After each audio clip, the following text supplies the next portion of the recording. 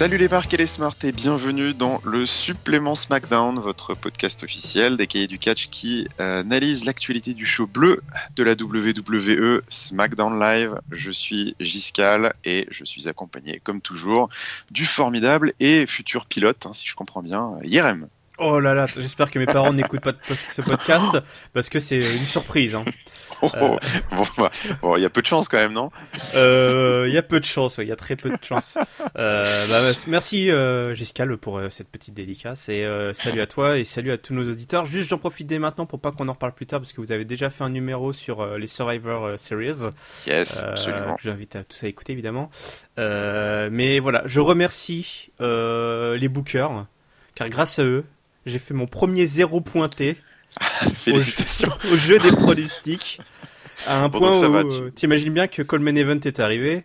J'espérais qu'une chose, c'était la victoire de Brock Lesnar. Non, de Goldberg, parce que j'avais pronostiqué Brock Lesnar pour faire mon 0 tant qu'à. Je comprends. Quitte à se planter, autant le faire dans les grandes larges. Écoute, donc moi qui avais fait 1 sur 6, je suis content d'apprendre que tu ne vas pas me rattraper alors. Ah, tu as fait 1 sur 6. Ouais, c'est quelle la catastrophe. Ouais, mais bon, je l'accueille avec optimisme. Je me dis que c'est bien, on s'est fait surprendre. T'avais tellement d'avance sur tout le monde. Ouais, voilà. Bon, donc en effet, les Survivor Series font l'objet d'un petit hors-série que vous pourrez retrouver sur notre chaîne YouTube. On n'en parlera pas trop, on va se concentrer sur SmackDown. Donc voilà, si vous voulez avoir nos avis, allez sur la vidéo consacrée présentée avec brio par Ringside. Mais aujourd'hui, nous allons vous narrer pour ce 31e semaine de catch-up les péripéties de SmackDown Live du 22 novembre 2016 au Canadian Tire Center d'Ottawa dans l'Ontario au Canada. Et au menu ce soir, sachez que Shane McMahon est vivant. Oui. Allons-nous vers le dernier chapitre de l'histoire Miss Ziggler, des title shots qui tombent du ciel pour Kalisto.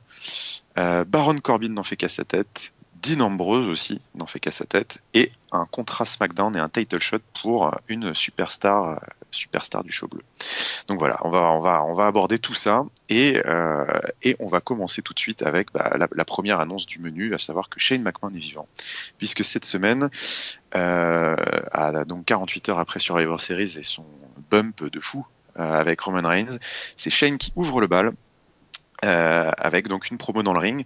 Alors on voit tout de suite le changement. Shane qui arrive tout doucement, sans ses pas de danse habituels, toujours sous une pop assez impressionnante de la foule. Donc évidemment, il est heureux que SmackDown ait gagné le 5v5. Il en profite pour faire un petit shout-out, un big up à l'équipe de Raw. Parce que sans adversaire de valeur, la victoire n'est pas aussi savoureuse. Donc petit big up à l'équipe de Raw. C'est assez amusant de voir que le public siffle l'annonce de Raw comme si il s'identifiait vraiment au fait d'être à SmackDown. C'est assez original. Donc il cite tous les membres de l'équipe de Raw. Donc Reigns est évidemment copieusement hué comme toujours.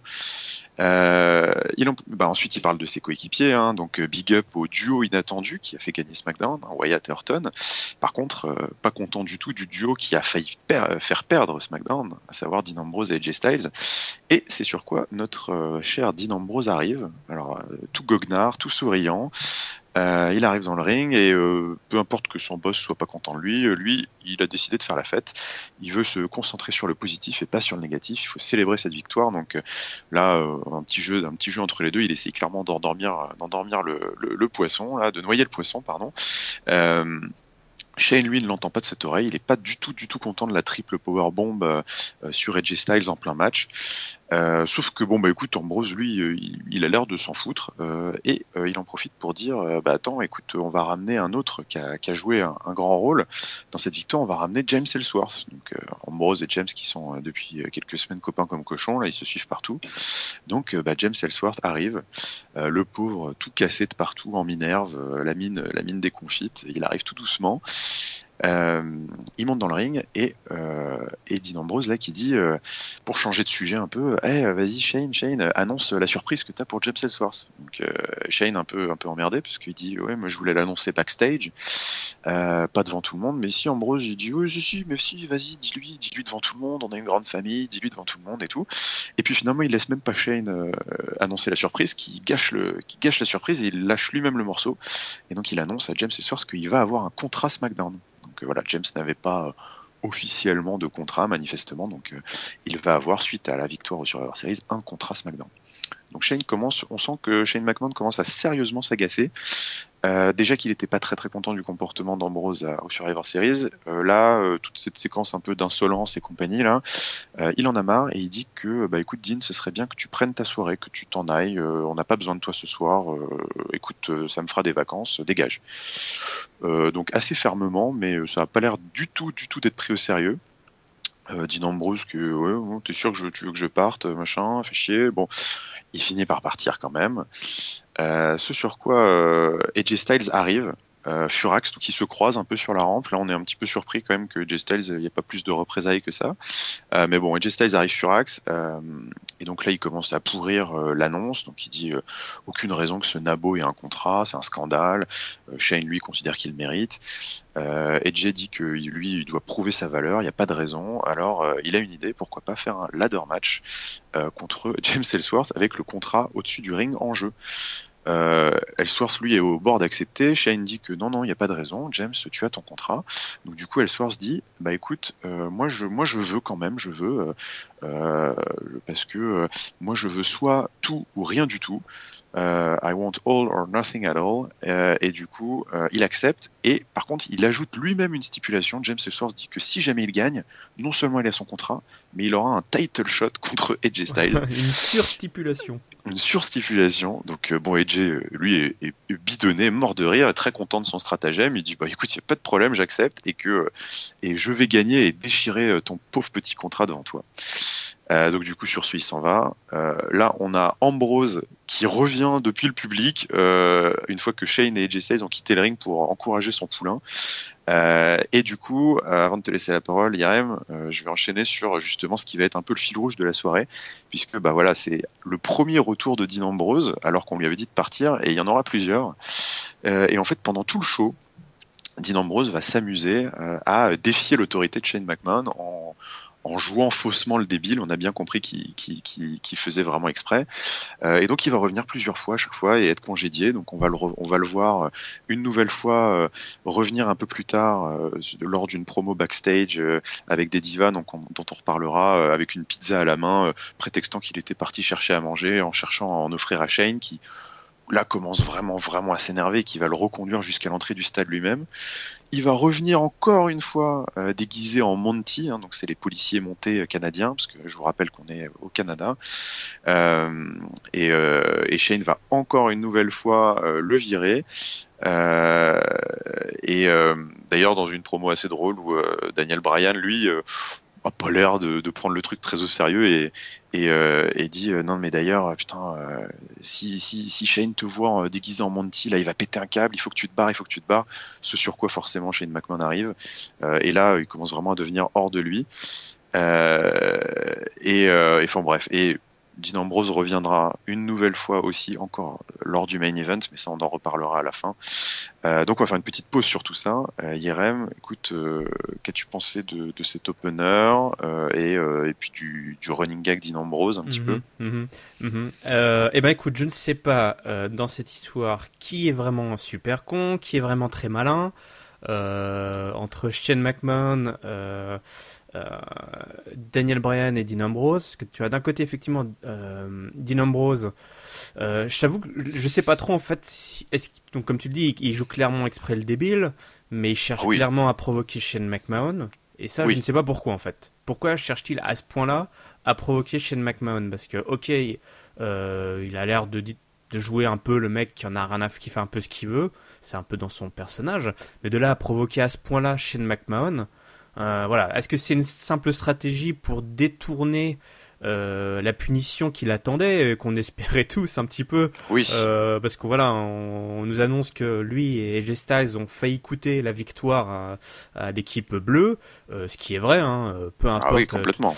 qui a commencé en premier. Je sais qu'on cherche à savoir qui a commencé en premier, mais clairement les deux n'ont pas joué le team play d'un bout à l'autre. Et résultat, au final, les sentences, les punitions, les contredanses, elles où sont-elles, quoi. Et voilà, donc soit Dean Ambrose est très malin pour faire écran de fumée et toi détourner l'attention en jouant l'idiot de service mais ça a fonctionné, puisque finalement Je pense que c'était un peu ça, ouais. Donc voilà, donc dans ce cas-là, il est très malin. Toi, il joue le débile, mais en étant très malin. Euh, Daniel Bryan, je comprends pas, lui qui est si enclin à vouloir punir ceux qui défient l'autorité ou en tout cas qui ne respectent pas les autres membres de la team SmackDown qui jouent pas équipe, hein, notamment voilà, il a remonté plusieurs fois le Miz avec qui évidemment il est en rivalité et Baron Corbin, on en reparlera plus tard, mais là face à Dean Ambrose, pardon, enfin c'est limite s'il joue pas le jeu avec lui, toi. Il fait attention, s'il n'aide pas à se cacher, toi vas-y mets-toi derrière moi, voilà Shane McMahon. Voilà, tout ça c'est un peu incompréhensible. Après je t'avoue que j'ai décoché quelques sourires quand même avec les facéties de Dean Ambrose, parce que il était bon dans cette partition-là. C'est ça qui est chiant, c'est que c'est drôle en fait. Donc du coup, c'est drôle. Oui. C'est drôle parce qu'il le fait bien, et en même temps il m'agaçait quand il arrêtait pas de toucher Shane McMahon, alors que le mec clairement il a 3 côtes brisées, voilà, enfin c'était insupportable, donc ça marchait, mais je comprenais pas, enfin quelles sont ses véritables intentions, parce que vrai. Il allait à un point où tu dis il cherche à le provoquer, mais tu peux d'un côté il peut vouloir détourner l'attention, ce qu'il a réussi à faire puisqu'il a pas été puni. Mais de là à provoquer à ce point-là le commissionnaire, pour moi ça reste un mystère non résolu dans cet épisode. Je suis assez d'accord avec ça, c'est vrai. Mais moi j'ai trouvé Shane plutôt bon cette semaine dans son jeu d'acteur et dans son rôle, qui était là complètement désabusé. Il disait mais à quoi tu joues, putain, tu fais chier quoi, genre vraiment il était plutôt bon dans ce côté et puis Dean était drôle quoi, même si je suis d'accord que sur l'opener il m'a un peu énervé parce que j'étais là, je suis mais bon c'est bon, tu peux lâcher l'affaire quand même, genre arrête de le toucher tout ça, c'est vraiment ce pote qui arrête pas de faire Didi mais bon du coup c'était plutôt bien exécuté, et moi encore une fois je suis assez d'accord, tu fais bien de le souligner, je suis assez d'accord, moi celui qui m'énerve dans son comportement incohérent c'est Daniel Bryan, mais bon je le répète chaque semaine, toi moi c'est ma tête de turc, toi c'est plutôt Shane McMahon, mais c'est vrai que Daniel Bryan est encore une fois cohérent dans son incohérence. Cohérent dans son incohérence, c'est ça exactement. Bon, on va continuer puisque d'ailleurs Daniel Bryan, on va continuer avec lui puisque après tout ce beau petit boxon d'entrée, on arrive en coulisses. Miz et Maryse sont en plein meeting avec Daniel Bryan. Miz qui attend évidemment une célébration gigantesque pour avoir sauvé le titre intercontinental. Donc voilà, où sont les confettis? J'imagine que tu m'as prévu quelque chose, Daniel. Daniel Bryan, sans surprise, dit non, écoute, tu devrais avoir honte, Miz. Toi, t'as déshonoré SmackDown en gagnant de la sorte contre Sami Zayn 48 heures avant, puisqu'on sait qu'il a gagné sur sur une distraction de Maryse, pardon, encore une fois. Donc du coup, non, tu as jeté la honte sur toute la brand de SmackDown. Évidemment, Miz dit c'est du bullshit, il est pas du tout de cet avis, il dit que lui au moins il a gagné, c'est tout ce qu'on attendait de lui, il a gagné, il a gardé la ceinture et il a défendu son titre comme un fighting champion, ce que évidemment ni Ziggler ni lui n'ont pu faire par le passé. Boum, encore un petit coup dans le taquet, dans la gueule de Daniel Bryan. Il y a droit chaque semaine. Il y a le droit chaque semaine, et généralement comme on dit à chaque fois, c'est comme Marty McFly là quand on le traite de mauviette. Dès qu'on s'attaque à ça, Daniel Bryan tout de suite réagit. Et écoute, puisque c'est comme ça, le Miz, tu vas aller défendre ton titre intercontinental ce soir contre Kalisto. Voilà, Kalisto qui une fois de plus, il a le droit après son title shot cruiserweight venu out of nowhere, et il a le droit à un petit title shot pour le titre intercontinental gratos. Donc du coup, on va enchaîner sur le match puisque c'est tout de suite, c'est next. Un petit match, écoute, court mais fun. Moi, je me suis noté d'environ 8 minutes. Bon boulot des deux avec plutôt des bons enchaînements du luchador qui n'avait pas son masque de Bochisto cette semaine. J'ai pas vu d'horreur. Rien à signaler vraiment. C'était plutôt une bataille de vitesse contre vice et distraction. Et puis d'ailleurs, ça n'a pas coupé puisque le finish s'est fait sur une distraction, mais pas de Maryse, puisque c'est l'inévitable Baron Corbin qui s'en est mêlé Il est monté aux abords du ring, mais a été repoussé. Sauf que ça a permis, entre-temps, au Miz de placer son Skull Crushing Finally. Pour le compte de 3, le Miz conserve son titre. Corbin, évidemment, ne se laisse pas compter, hein, et après le match, rentre dans le ring et colle une fois de plus, somptueux, moi j'adore, hein, le End of Days. Le Miz, pendant ce temps, remonte la rampe en se marrant, sauf que il est cueilli par ni plus ni moins que Dolph Ziggler et un super kick dans la mâchoire. Ah, ça a duré des plombes, il trépignait pendant 10 secondes oui, à l'écran. Oui, il trépignait, on le voyait Dolph Ziggler qui arrivait derrière, qui préparait son super kick et le il Miz hurlait qui voulait pas se retourner. come on. Ouais, le Miz qui se retournait pas. Donc le Miz est KO. Petite avance rapide, hein, pour boucler ce segment. Le Miz forcément est parti se plaindre auprès de Daniel Bryan en coulisses en demandant à ce que Dolph Ziggler soit suspendu. Écoute, c'est un scandale, il m'a agressé. Hein. Évidemment, Daniel Bryan s'en fout. C'est mon pote. Bah non. Et Dolph Ziggler, c'est mon pote. C'est tellement mon pote que d'ailleurs, vous allez vous rencontrer dans un ladder match à TLC pour ce qui sera, d'après Daniel Bryan, le dernier match, quoi qu'il arrive. Quel que soit le résultat, ce sera le dernier match entre les deux. Donc nous aurons le dernier chapitre de cette feud, a priori, à TLC dans un ladder match, c'est booké. Donc si Ziggler gagne, Miz n'aura pas le droit à son rematch. Voilà. Merci donc, Daniel. Daniel, encore une fois, hein, le Miz, il l'a dans le fion s'il perd. Donc, voilà. Alors, qu'as-tu pensé de tout ça? Voilà, donc déjà bon, après ce petit taquet encore où Daniel Bryan, en fait j'avais même pas pensé, pendant le podcast tu rencontres encore des petites incohérences en plus. Oui, on en découvre tout le temps avec... C'est même pas des incohérences, c'est peut-être son juste du favoritisme en fait. Voilà. Hein, alors, pardon. Concernant le match, oui, un bon petit match, hein, rien à signaler de particulier. Il y a le Baron, hein, moi j'adore le Baron. Là, on book un match clairement aussi avec Kalisto, pour TLC. Je sais pas si ça a été annoncé. Ça a été annoncé après. Ils en auront un. Ouais. D'accord, ok. Un chairs match. Par contre, j'ai pas compris. Est-ce que Maryse était aux abords du ring? Oui, elle était là. Alors explique-moi pourquoi Daniel Bryan, qui s'est encore plaint que Miz ait gagné par tricherie, en l'occurrence c'était comme tu as dit une diversion par Maryse, pourquoi il n'a pas interdit Maryse des abords du ring? C'est la grande question, on ne sait pas ça. Ça fait des mois que ça on va mettre ça sur le dos du faut laisser vivre un peu le catch et c'est comme ça quoi, parce que sinon le Miz et Maryse font la paire, elle joue un rôle dans tous ces matchs, donc on va partir du principe que voilà, il faut qu'elle soit là, mais d'un point de vue de pure cohérence, oui, en effet, c'est pas normal qu'on l'interdise pas au bout d'un moment. Je te parle aussi de point de vue pure cohérence, même en termes catch, c'est-à-dire au bout d'un moment, au bout de 2, 3, 4, je ne sais pas, ça fait combien de fois qu'elle est impliquée dans les victoires de son mari, vu ce que dit Daniel Bryan. Oui. Voilà, ça aurait été peut-être. On s'en servira sûrement un jour hein, de l'interdiction. Oui. Ce sera une stipulation probablement future, mais pour le moment, il la laisse. Ouais, c'est un weekly, donc on rajoute pas trop on complique pas trop les matchs. Et sinon, alors c'est pareil. Pour revenir à le petit segment là qu'ils ont eu backstage tous les deux avant le match, on se souvient que Daniel Bryan avait dit. Quand on lui a demandé est-ce qu'il préférait que ce soit Miz qui gagne et donc conserve la ceinture pour SmackDown ou que ce soit Sami Zayn avec qui il a plus d'affinité au risque que la ceinture parte à Raw, il avait dit qu'il préférait quand même que ce soit le Miz parce qu'il voulait que la ceinture reste. Ah oui.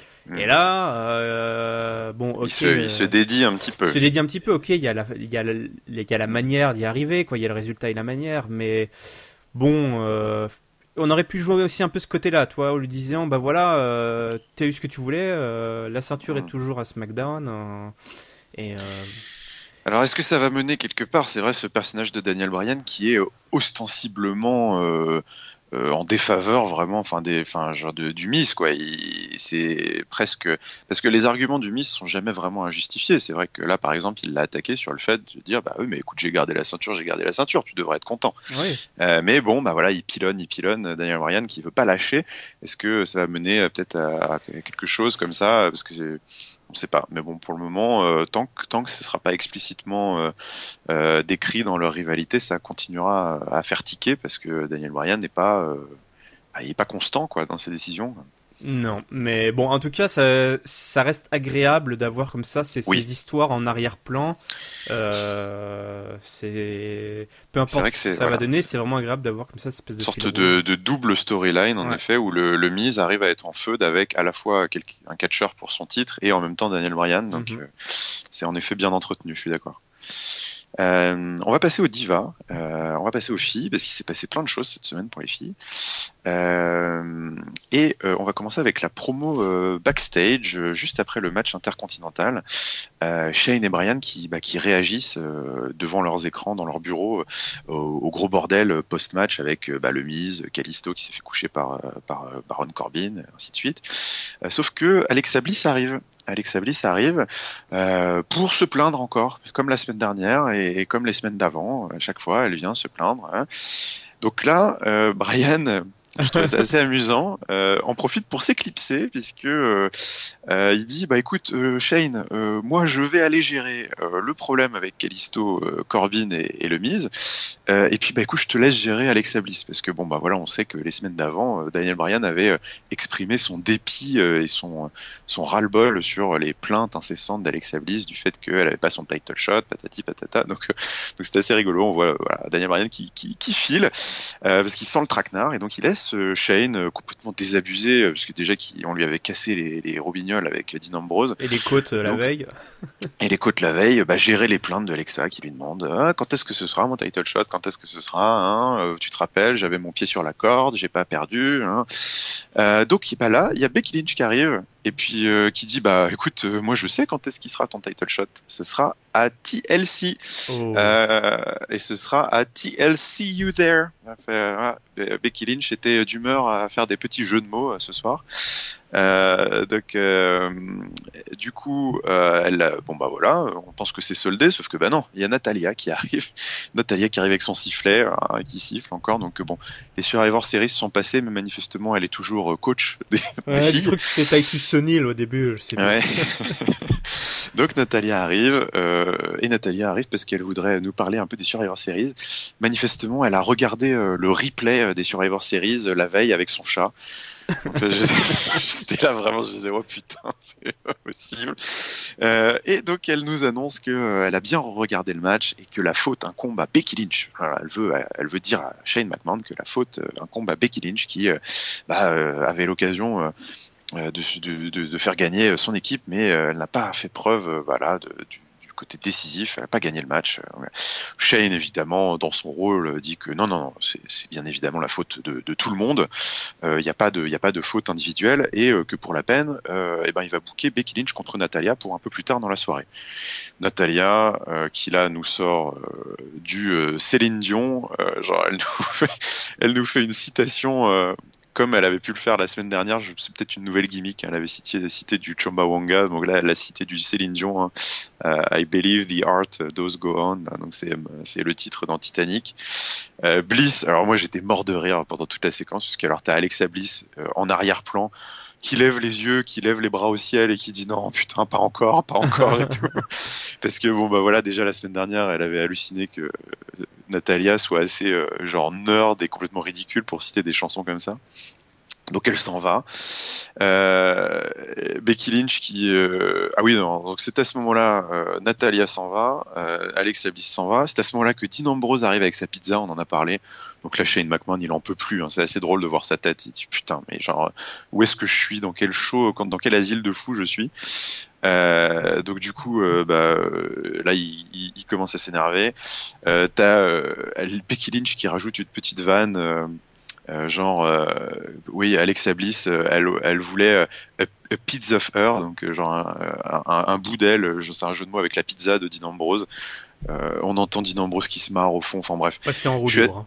Ouais, c'était en roue libre totale. Bon, j'ai beaucoup décrit parce que je trouvais que ce segment... On sent que ça t'a plu, ce segment. Ouais, en fait, je trouvais ce segment énorme, super bien joué, je trouvais qu'il y avait rien de forcé, et je trouve qu'on a retrouvé un peu l'esprit des segments backstage d'il y a quelques années, je trouve, où il y avait vraiment un côté comédie légère en backstage qui était vraiment très drôle. Un peu de fraîcheur, quoi. Ouais, voilà. Et tu sais, j'avais un peu l'impression de regarder une série du style Community, je sais pas si tu connais, ou peut-être que nos éditeurs se reconnaîtront, où en fait c'est des comédies ultra légères avec des persos ultra caricaturaux mais très attachants.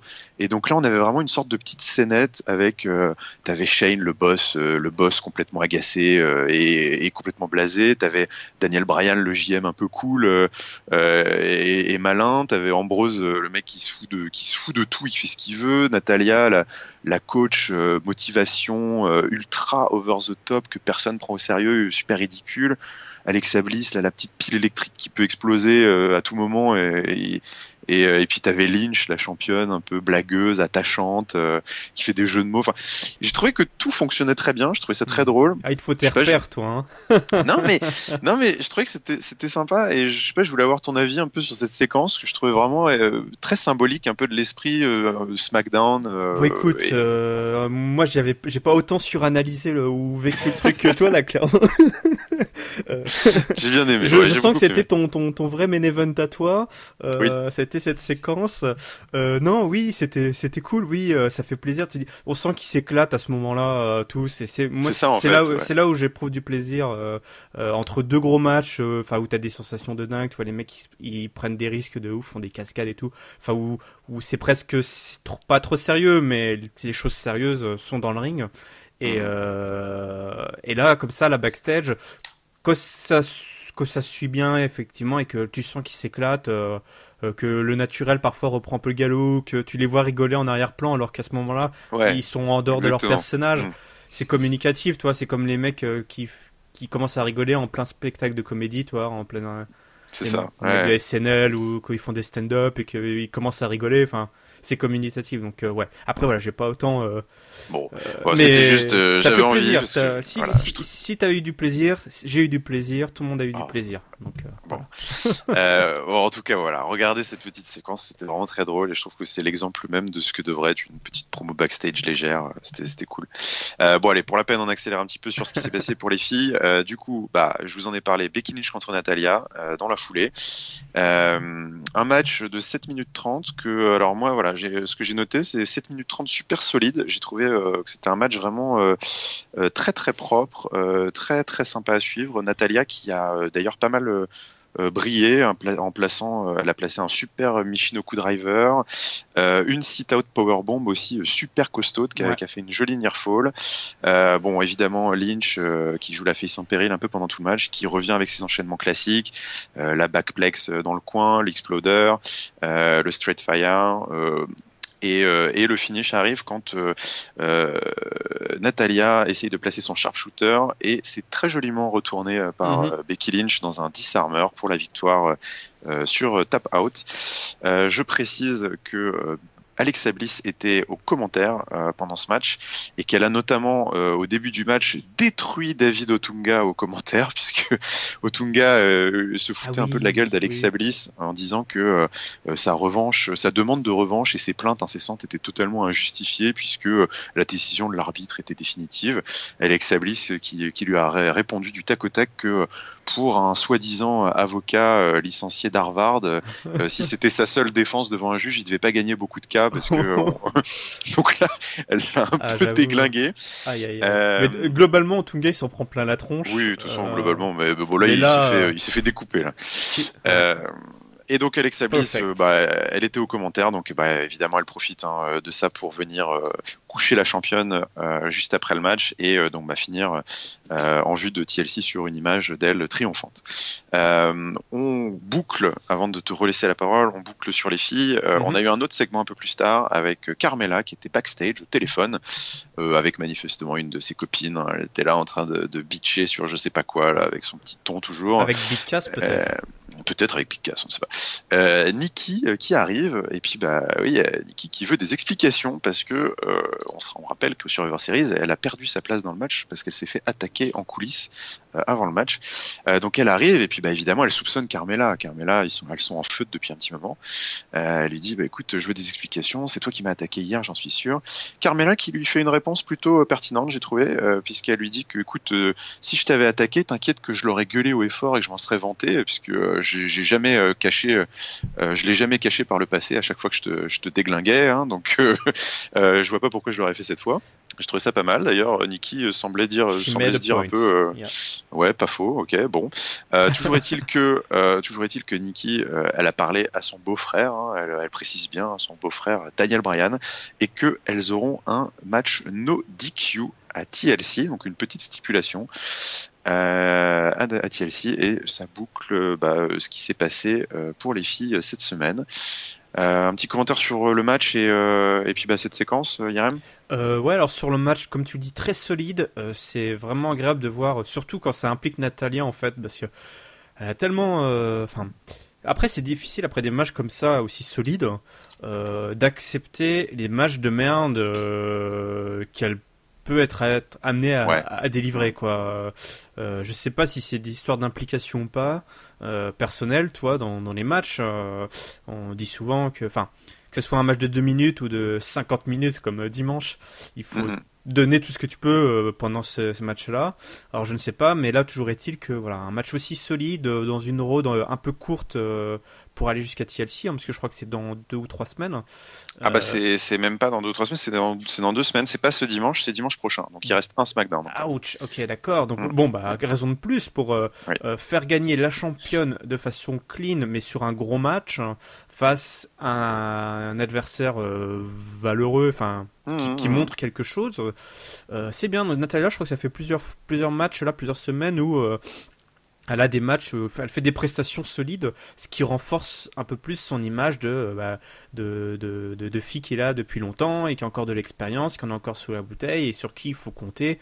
Et voilà, et ça contrebalance un peu ces histoires de chats et de sifflets, quoi. Ouais. Heureusement qu'il y a ça dans le ring. Voilà, c'est ça. En fait, elle a toujours des gimmicks à la con, hein, Natalya, sa façon, voilà. Je la soupçonne d'aimer ça.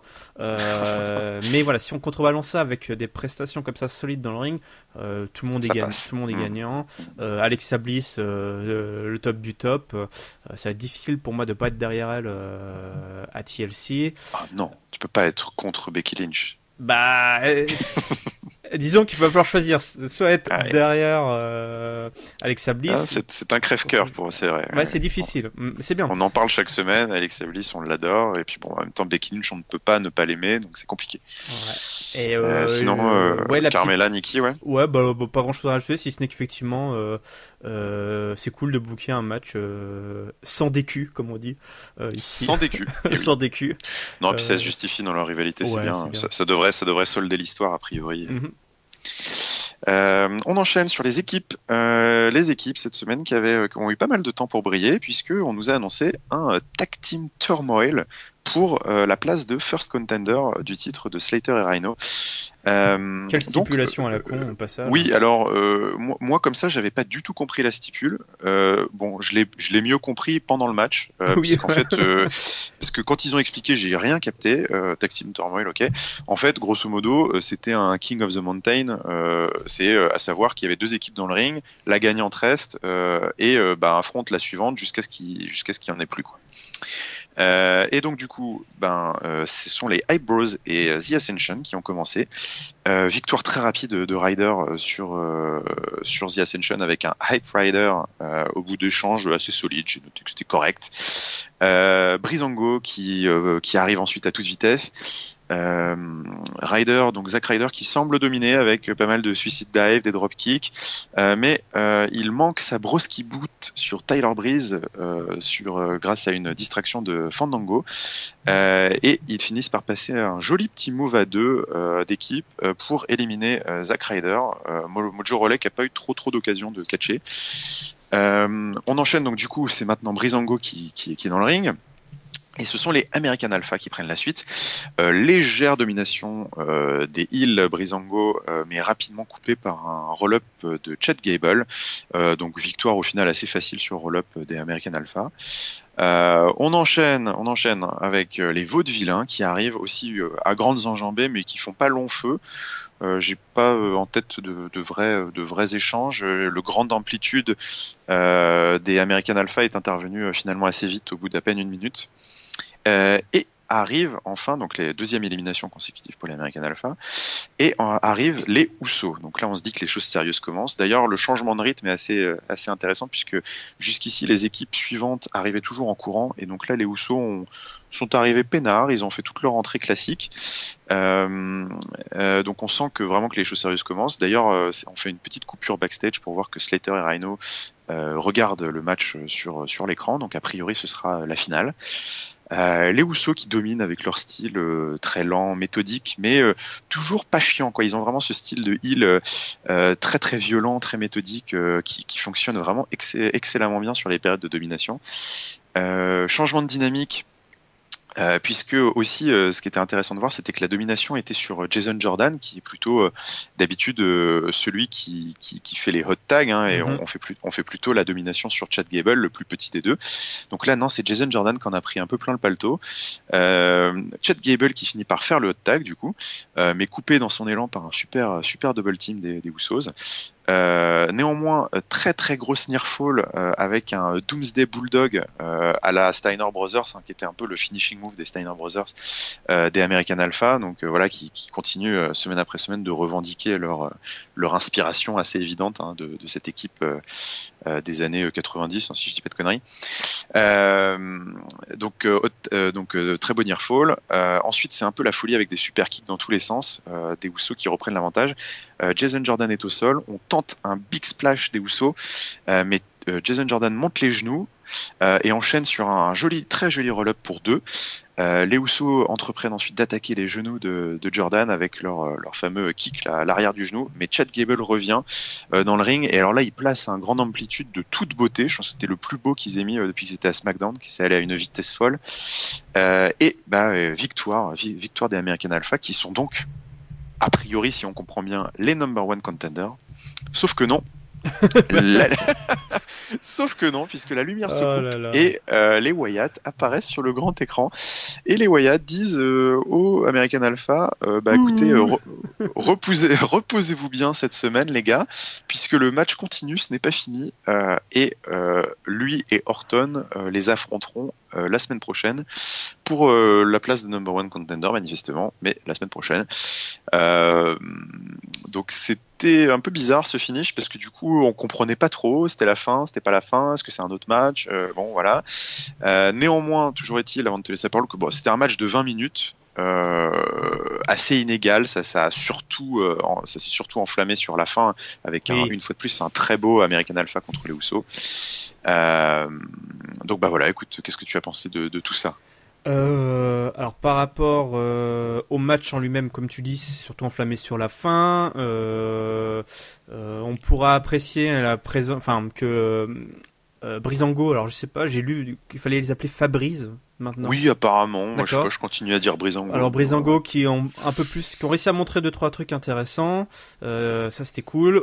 À l'inverse des Vaudevillains, alors là qui passage express. Hein. Ah ouais, ça fait mal au cœur, mais bon, hein, vaut mieux avoir ça pendant 2-3 mois après remonter que n'avoir rien du tout, je suppose. Donc ouais, super match, enfin super dernier affrontement en finale.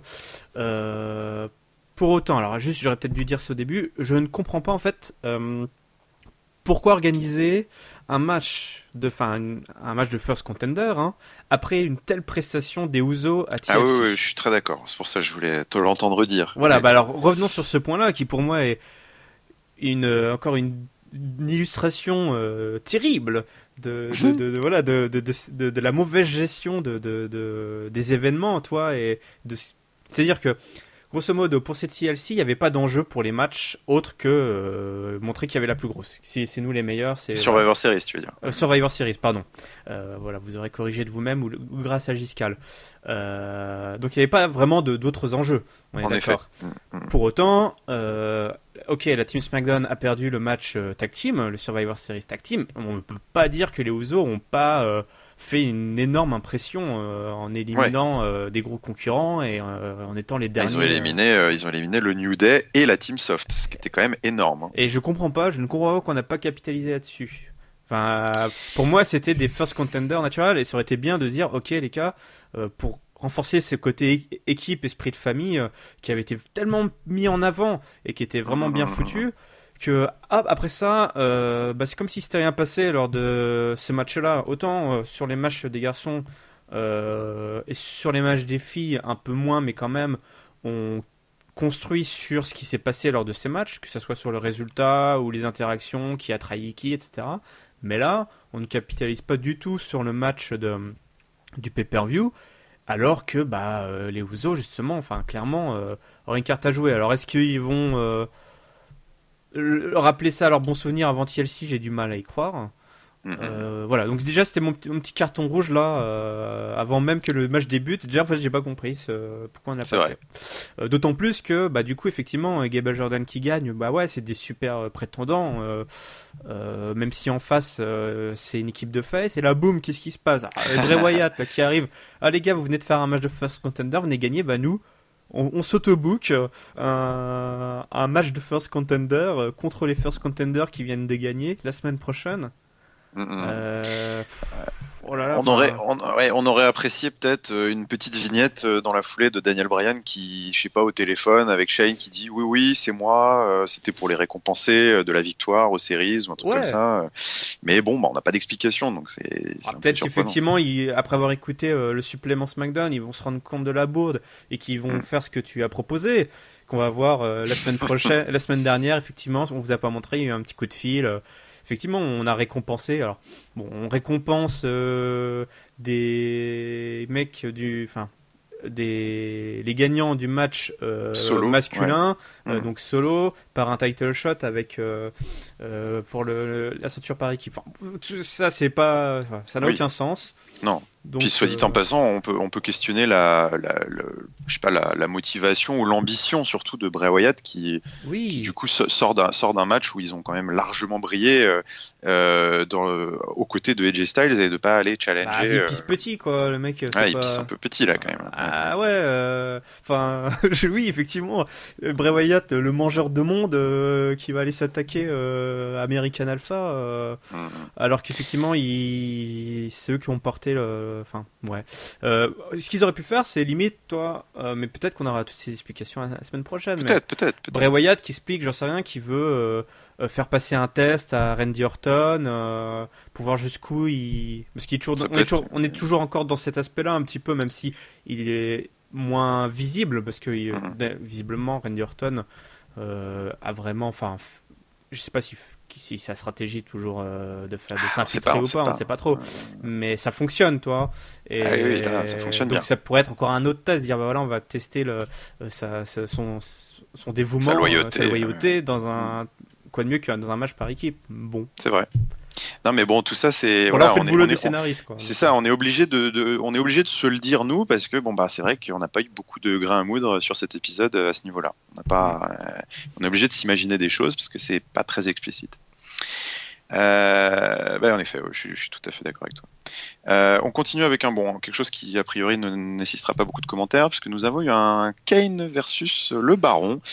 Le Baron a été booké. Il a été booké contre Kane puisque il en a fait qu'à sa tête au Survivor Series. Il en a fait qu'à sa tête encore une fois dans l'émission en venant attaquer Kalisto. Donc Daniel Bryan, il est pas content et du coup il le book contre le Demon Kane. Bon, on passera sur la sévérité de la punition qui est quand même pas transcendante, mais bon, soit. Oui, punir des catcheurs en leur donnant un match. En leur demandant de faire leur boulot, c'est pas ouf, quoi, mais bon. Donc, match très court, 1:45, et à la limite, c'est pas plus mal, puisque Kalisto intervient, et il a bien raison, parce qu'il en a marre de se faire marcher sur les pieds par ce bully, cette brute de cours d'école, qui est Baron Corbin. Donc, Kalisto intervient et provoque la disqualification, ce qui permet à Kane de placer un chokeslam et de faire faire exploser ses feux de Bengale, là, comme d'habitude, aux quatre coins du ring. Donc du coup, Kane Boy s'en va. Lui, Kalisto, il en a pas fini, il en a marre de ses sévices perpétuels, et donc il revient dans le ring avec une chaise pour tabasser Baron Corbin.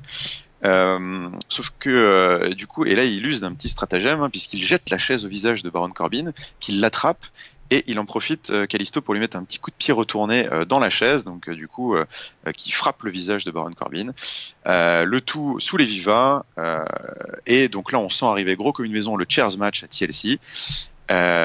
Et ça n'a pas loupé, puisque ça a été booké, si c'est pas à Talking Smack, c'est dans la foulée en tout cas, puisque nous aurons bien un Chairs match à TLC entre les deux hommes. Yeah, voilà. La stipulation pauvre de TLC. Ouais. Souvenez-vous, on avait on eu a un pas eu de époque tables match. ou de stairs match. Tu te souviens les matchs escaliers stairs match, entre le Big Show et Eric Rowan? Ne parlons plus de ça. Ah, pardon. Bon, un commentaire peut-être là-dessus? Non, comme ça. Non, pas de commentaire. Bon. Alors, passons au main event. Qui était donc ce fameux ladder match entre AJ Styles et James Ellsworth qui continue son rêve. Donc il est dans un ladder match pour un contrat pour SmackDown et pour un title shot pour le titre mondial contre AJ Styles. Donc évidemment AJ domine, il le secoue comme une poupée de chiffon avec sa pauvre Minerve. On a de la peine pour le James, sa Minerve. On découvre petit à petit, puisque AJ Styles entreprend de dessaper James Ellsworth, qu'il a aussi une sorte de je sais pas comment tu peux appeler ça, de gaine un peu pour protéger son dos, puisqu'il s'était aussi blessé au dos au Survivor Series. Donc AJ Styles qui lui arrache sa gaine du dos, donc le public qui siffle, pauvre James Ellsworth. Et au moment où AJ Styles va grimper pour gagner, parce qu'il en a fini du martyr, Dean Ambrose arrive encore une fois. Dean Ambrose qui n'est toujours pas parti, et il arrive en costume de hockeyeur, donc j'imagine que c'était le costume de l'équipe locale. Et puis je crois aussi que ça fait vachement référence à d'anciens gimmicks de catcheur. Il y avait il a fait le Manti, oui, en effet. Le Gopher ou le Goof, je ne sais plus comment on dit. Donc oui, c'est ça. Donc il arrive en costume de hockeyeur et il envoie valser AJ Styles au sol. Donc c'est un ladder match, donc il n'y a pas de disqualification évidemment. Donc il envoie valser AJ Styles au sol. À ce moment-là, AJ Styles est KO. Dean essaye de réveiller Ellsworth sous les vivas de la foule. Il remet l'échelle debout sous le contrat. Il met des claques à Ellsworth. Allez, vas-y, monte. Sauf que entre temps, AJ Styles s'est remis de ses émotions et place un phénoménal forearm sur Dean Ambrose qui est out. Du coup, AJ Styles réentreprend de monter à l'échelle, et alors là, stupeur, James Ellsworth se relève et pousse l'échelle, et AJ Styles qui prend un bump de malade mental, donc il tombe hors du ring. Non mais il est vraiment incroyable ce mec. Mais déjà donc, dimanche. Ah ouais, dimanche il s'est fait tuer par Braun Strowman sur un spot à peu près équivalent. Ouais. Et donc là, AJ Styles qui était au sommet de l'échelle, qui tombe, rebondit sur la troisième corde et tombe comme une poupée désarticulée hors du ring. Donc il est complètement mort. Donc là on se dit c'est pas possible. James Ellsworth va gagner, donc il commence à monter, sauf que le pauvre il est tout cassé de partout, donc il monte tout doucement, sauf que AJ Styles lui se remet encore une fois de ses émotions indestructibles, et il tente de revenir dans le ring, passe la tête entre les cordes, sauf que là James Ellsworth lui met un No Chin Music, le fameux Sweet Chin Music de James Ellsworth, No Chin Music, ce qui étourdit complètement AJ Styles, qui se bloque les jambes dans les cordes, il se noue les jambes dans les cordes, et du coup puisque les références à HBK ne s'arrêtent jamais avec ce No Chin Music, ça c'est très réminiscent d'un finish de ladder match qui avait impliqué HBK, avec du coup la jambe coincée dans la corde, et AJ Styles ne s'en remettra pas, puisque James fucking Ellsworth monte l'échelle, décroche son contrat, la foule est en délire. James Ellsworth est donc officiellement un membre du roster et aura un énième title shot. Voilà, écoute, qu'as-tu pensé de tout ça, Yerem? Moi, le match, c'était très bien raconté, vraiment bien joué. AJ Styles arrive vraiment à tirer, les deux arrivent vraiment à faire du super boulot, toi. James Ellsworth et AJ Styles arrivent à faire ce qui est le mieux possible de faire avec une telle storyline en main event. Voilà, je m'amuse, toi, en voyant ça, en voyant leur rencontre. Ils arrivent à chaque fois à créer des petites variations. Et James Ellsworth de plus en plus confiance en lui et AJ Styles clairement ça l'agace à chaque fois de perdre. Il peut pas. Enfin, je comprends, toi. Le mec, il a battu les plus grands. D'ailleurs, c'est ce qu'on reproche un petit peu à cette histoire, c'est qu'il a battu les plus grands, y compris ce bon vieux Johnny. Mais il se retrouve à galérer contre un petit nabo. Mais c'est la manière qui compte, évidemment. C'est l'histoire. Et voilà. Après, la finalité de tout ça, et puis surtout, enfin, quand est-ce qu'on s'arrête, quoi. C'est quoi la date d'expiration? Enfin, tu regardes, est-ce qu'elle est pas déjà passée? J'imagine que pour certains, elle est largement passée. Hein. Oui, je pense que pour certains, elle est très largement passée. Donc je comprends, je peux comprendre que, enfin, moi je sais pas quand est-ce que ça va passer. Là, par exemple, là, j'espérais vraiment que le mec il est complètement démonté, il a sa minerve et tout, que AJ Styles s'en débarrasse une bonne fois pour toutes, peu importe la façon, mais qu'il s'en débarrasse une bonne fois pour toutes, que ça lui coûte du coup. Pas son contrat, mais presque, toi, et qu'on ne le revoit enfin que plus tard, dans cette fameuse storyline du Royal Rumble, toi, par exemple. Là, non. En plus, il y a cette histoire de title shot, là. Ouais, ils sont allés caser ça en plus. Ça, c'est un peu... Ça devient difficile, quoi. C'est triple burger, là. Ouais.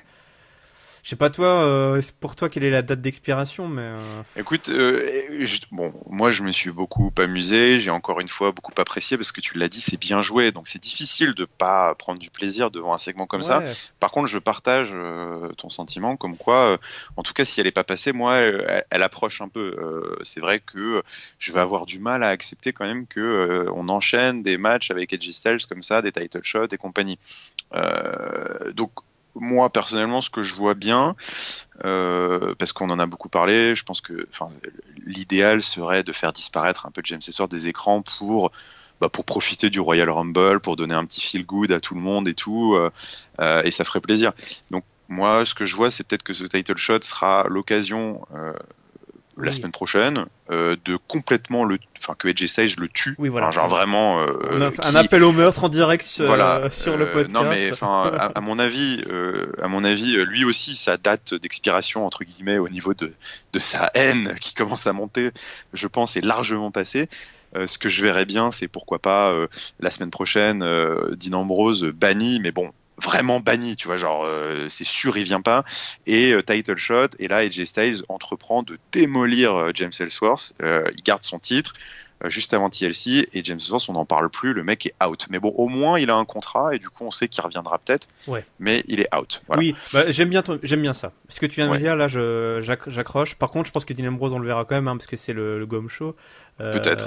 Ou peut-être pas. Écoute, en tout cas, que ça. Sans forcément intervenir, mais. Oui, voilà, mais que ça aboutisse à une démolition en règle de James Ellsworth. T'as raison. Et que AJ Styles puisse enfin prendre sa revanche, parce que c'est évidemment pas une feud que doit gagner James Ellsworth, donc il prend sa revanche, on n'en parle plus, il est out, et puis on passe à autre chose. Ouais. Bon, il faut qu'elle TLC, effectivement. Quitte à ce que James Ellsworth, s'ils veulent le faire encore à l'écran, ok, mais dans une autre storyline avec d'autres. Oui. Même si ça va être un peu compliqué, parce que là, clairement, c'est la storyline parfaite, mais... Oui, non, je pense qu'en effet, il faut qu'ils partent après des écrans, mais bon, on va voir si la WWE, c'est ce qu'on s'était dit à chaque fois, est-ce qu'ils vont savoir s'arrêter? On va voir. Écoute, on a fini, on a fait le tour. Oui. C'est l'heure du mot de la fin, et évidemment, à toi l'honneur, hein, ton top, ton flop et ta note. Ouais. Alors, le top, je l'ai toujours pas trouvé, donc je vais commencer par mon flop. Pour moi, alors, au global, mon flop, c'est le First Contender match, donc la gestion tag team, quoi. Un peu plus précis, c'est les Usos qui ont pas de statut de First Contender, et j'en rajoute un petit encore toujours dans c'est les vaudevillains, voilà, qui ont fait un passage trop éclair à mon goût. C'était triste. Ma note, j'ai toujours pas de top, hein. Ma note ma note c'est 3. 3, voilà, globalement, parce que c'est la mauvaise gestion en fait post pay-per-view, quoi, entre Daniel Bryan, l'incohérence de la gestion de ceux qui ont fauté, qui ont pas joué le jeu, etc., et au contraire de ceux qui ont joué le jeu et qui sont pas récompensés. Bon, c'est un peu bizarre. Je sais pas si t'as prévu, on verra après. J'ai une autre idée aussi de flop. Et le top, ça c'est assez difficile. Je te laisse prendre le relais si tu veux. Je vais réfléchir encore. Écoute, je prends le relais. Bon, moi mon top, vous l'avez compris, c'était le segment backstage avec Shane, Becky, Natalia, Bliss, Ambrose. Bon, c'est ça. Franchement, c'est le meilleur segment backstage que j'ai vu de l'année facile, donc j'ai adoré. Mon flop, ça reprend un peu ton truc. Moi, j'avais mis les sanctions vraiment minimes pour Dean Ambrose et Baron Corbin. Ouais. Mais c'est vrai que de manière générale, je l'étendrais le flop à, je trouve, plus généralement le suivi des Survivor Series. En fait, les conséquences des Survivor Series. Je trouvais que finalement, SmackDown reprenait son cours presque comme si les Survivor Series n'étaient pas arrivés. Exactement. Ce qui est très dommage. Ce qui est dommage. Alors après, ça se répercute dans ma note. Moi, j'ai mis 3,25, légèrement au-dessus de toi, mais dans l'ensemble, j'ai le même constat parce que je m'attendais un peu à mieux après des Survivor Series un peu pleines de promesses.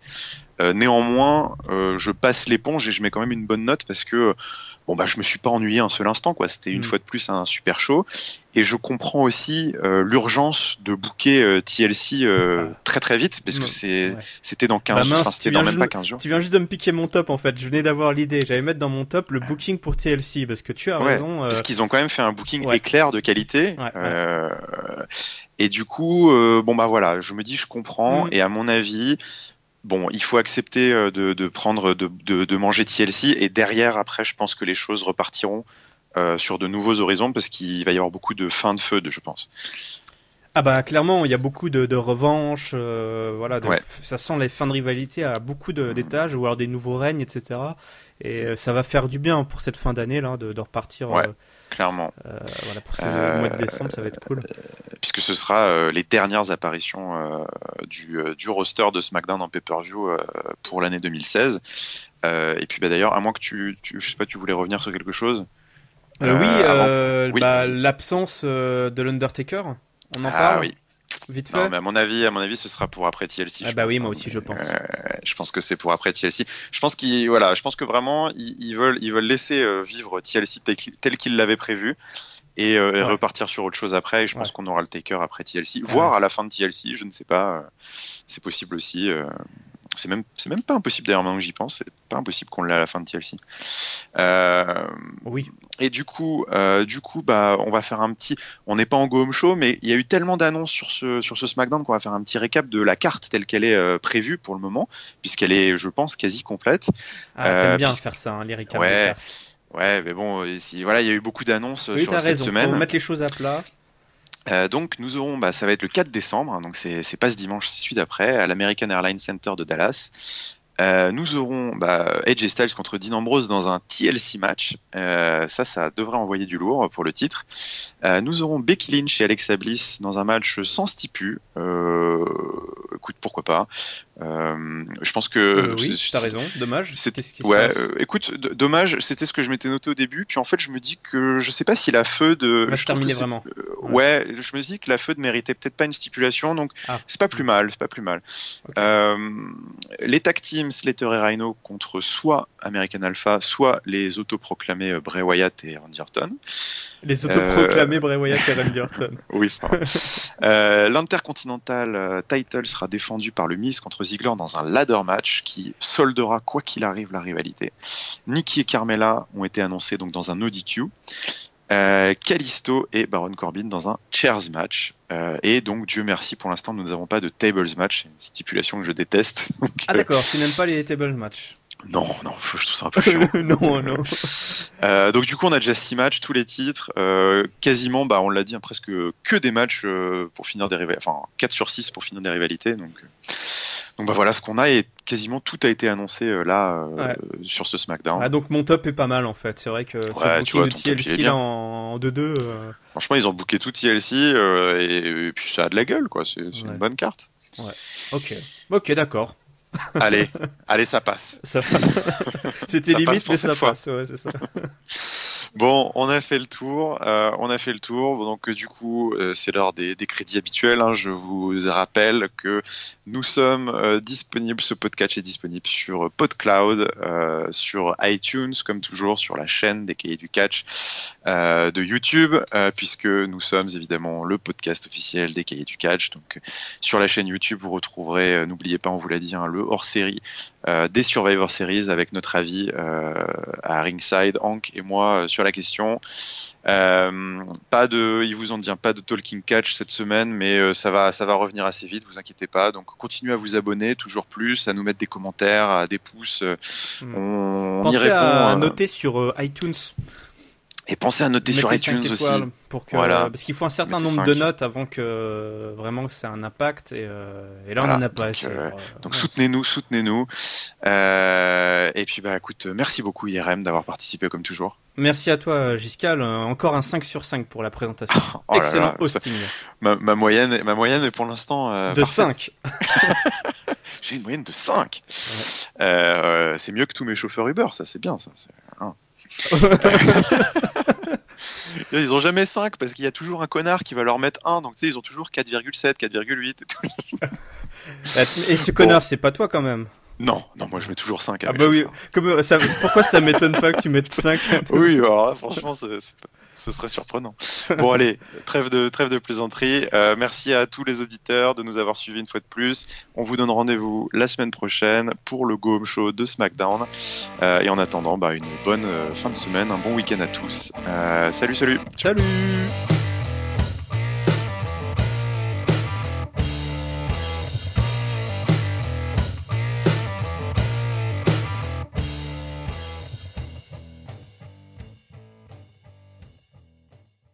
Ça dépend, parfois il est plus face, ringside, ça dépend.